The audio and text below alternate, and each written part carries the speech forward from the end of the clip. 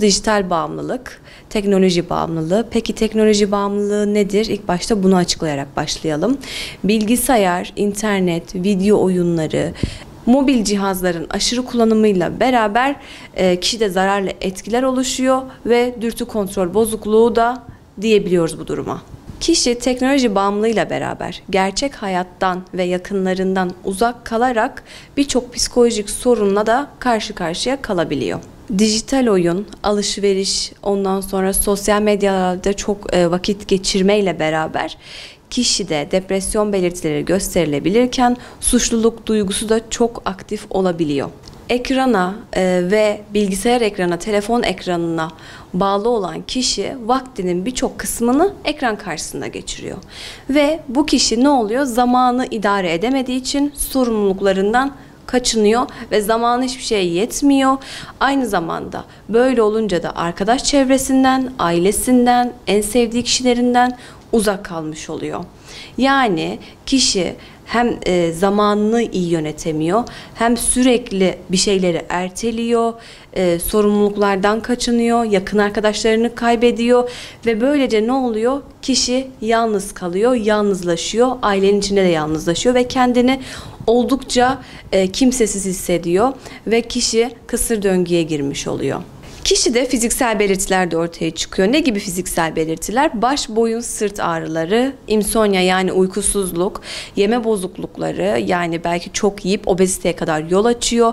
Gözü sürekli ekrana temas halinde olduğu için mavi ekrandan dolayı göz kuruluğu, göz hastalıkları, kalp damar rahatsızlıkları da kişide çıkmış olabiliyor.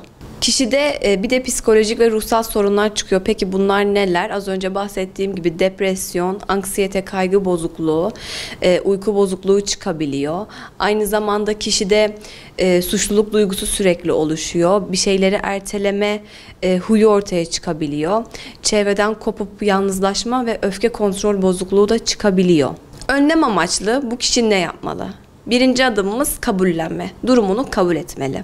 İkinci adımımız bir kereden kesip yasaklama değil. Yani tablet, telefon, bilgisayar ortadan kalkmayacak.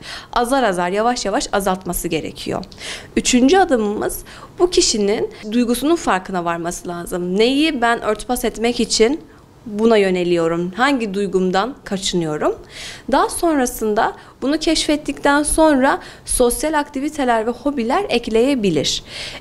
Ve bana kalırsanız son olarak da profesyonel bir destek almanızı tavsiye ederim. Çünkü duygularınızın farkına siz belki tek başınıza varamayabilirsiniz. Ama bunu bir psikolog eşliğinde keşfedebilirsiniz. Burada kliniğimize en çok başvurulan nedenlerden biri de ailelerin sürekli çocuklara sosyal medyayı, işte telefonu, tableti yasaklamaları oluyor. Nasıl yasaklayacaklarını bilmiyorlar. Aslında bu çocuklar, hele de bu dönemimizin Z kuşağı dediğimiz bu çocukların küçüklükten beri mavi ekranla büyütüldüğünü unutuyorlar. Çünkü bu çocuklar yemek yerken bile küçükken 1-2 yaşlarında bile tablet veya televizyon, çizgi film karşısında yemek yemeyi öğreniyorlar. Ve bu çocuklar ne oluyor? Bu mavi ekrana çok çok alışıklar. Evet, belki burada bir kuşak çatışması oluyor. O kişi kendi dönemini düşünüyor. Hani biz böyle değildik, bu çocuklar niye böyle diyorlar, ama burada bu çocukların da büyütülme şeklini unutmamaları gerekiyor.